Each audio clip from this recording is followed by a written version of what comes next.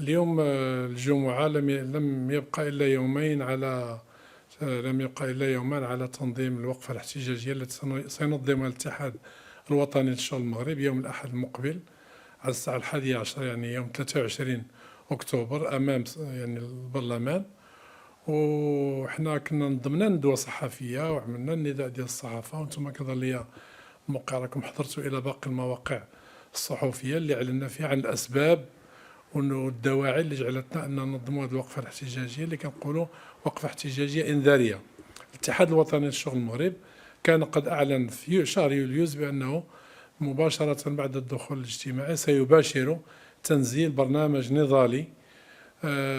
يعني بمناسبة دخول الموسم الاجتماعي الجديد. وفعلا احنا انتظرنا في الاتحاد تقريبا سنة على تنصيب هذه الحكومة الجديدة. هاد السنة هذه تميزت مجموعة من المستجدات، كاين تداعيات ديال كورونا، كاين تساقطات ضعف وقلة التساقطات المطرية في المغرب مما نتج عنه ضعف المنتوج الفلاحي، هناك التوترات الأمنية، هناك الغلاء اللي ديال الأسعار، هناك واحد المجموعة ديال يعني ديال الأسباب ومجموعة ديال العوامل اللي كانت كتستدعي الحكومة المغربية باش تدخل تعمل شي إجراءات وشي تدابير استعجالية لمواكبة هاد التطورات الاقتصادية والاجتماعية. اليوم مجموعة من التقارير خرجت من مؤسسات رسمية، سواء من المندوبية السامية للتخطيط أو من المجلس الاقتصادي الاجتماعي البيئي أو من الصندوق ديال الموازنة يعني المنافسة أو من البنك المغرب أو مجموعة من المؤسسات اللي كتصدر قرارات كلها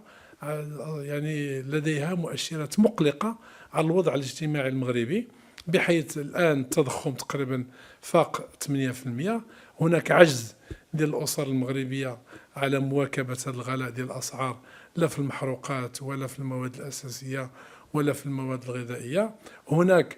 مجموعة من الأسر لم تستطع أن تستمر في استهلاك يعني المواد المستدامة أو المستديمة. هناك عجز يعني ديال الأسر حتى بعض المدخرات اللي كانت عند بعض الأسر المغربية، واحد مجموعة العدد حتى هي قد استنفذت. هناك الآن مؤشرات يعني اجتماعية حتى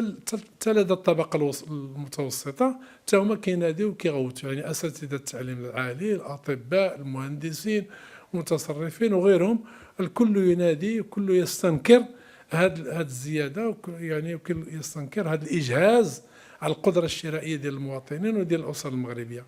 فاحنا السنة كلها احنا نتابع قرارات الحكومة المغربية، نتابع إجراءاتها. مع الأسف يعني احنا تبعنا مجموعة من الدول الأخرى كيفاش واجهت هذا الغلاء ديال الأسعار، مجموعة من التدابير، إما كتقول الشركات المنتجة ولا الشركات الموردة ولا المستوردة لهذيك المواد كتقول لها نقسم من الهوامش ديال الأرباح، كتقول بعض الدول الأخرى كيقولوا للشركات ديال المحروقات ما يزيدوش في الأثمنة ديال المحروقات ديالهم، هناك دول أخرى كتزيد ديال الدعم، هناك دول أخرى اللي نقصت من الضرائب على المداخيل وغيرها، واحد مجموعة المبادرات عملتها حكومات أخرى. مع الأسف حكومتنا لحد الآن لحد اليوم، البارحة هما عرضوا يعني وزارة المالية عرضت القانون المالية في مجلس البارح في البرلمان المغربي، ولكن ما شفناش في العرض اللي قدمت السيد الوزير. الآن حنا بصدد سندرسه بتفصيل في الاتحاد الوطني للشغل المغرب، سندرس المشروع بتفصيل، وعندنا الممثلين ديال الاتحاد الوطني للشغل في الغرفة الثانية في مجلس المستشارين اللي آنذاك سيعبرون الإخوان في المناقشة ديالو سيعبرون عن موقف الاتحاد الوطني للشغل المغرب من القانون المالية ومن الإجراءات اللي جابوا هذا القانون المالية والتدابير اللي جابته وكيف نحن سيكون موقفنا من هذه التدابير الاستعجالية. ولكن الآن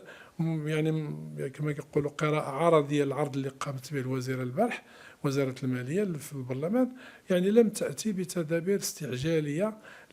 يعني لمواكبة هذا الإجهاز اللي وقع على القدرة الشرائية للمواطنين. ما شفناش لا زيادة في الأجور، ما شفناش يعني شي مبادرات اللي كنتكلموا ديال التخفيض ديال الضريبه على الدخل، حتى داكشي اللي كانوا كيتكلموا عليه اليوم في المشروع ديال القانون الماليه حسب العرض ديالو، حنا قلنا لكم حسب العرض ديال الوزيره ما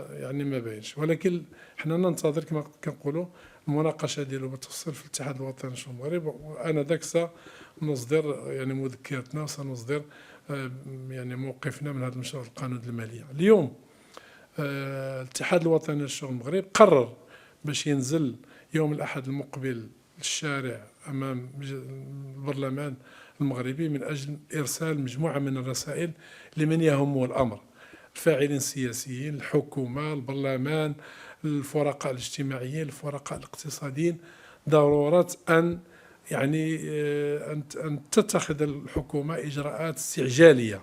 لمواجهة هذا الإيجاز على القدرة الشرائية للمواطنين، لأن ما يمكن لناش نزيدوا نصبروا، وما يمكن لناش نزيدوا لا قدر الله حتى ولينا كنشوفوا يعني بعض المبادرات شي وحدين ولاو يهزوا السكادو في ظهورهم ويقول لك حنا نهزوا ونمشيو نزحوا لبلدان أخرى. الناس يعني هجرة ديال الأطباء، هجرة ديال الأساتذة، هجرة ديال واحد مجموعة ديال العقول ديال المغاربة والأطر المغربية كتهاجر المغرب لبرا. لابد من اتخاذ مواقف استعجالية، خصوصا كنتكلموا الآن من أجل استدراك ويعني هاد القدرة الشرائية ديال المواطنين، الإجهاز ديالها باش نوقفوا هذا الغلاء الفاحش. كنقولوا لهاد الشركات المغربية اللي عندها أرباح وعندها هوامش لها، وخاصة شركات المحروقات وشركات مجموعة ديال بعض المواد الأساسية، المواد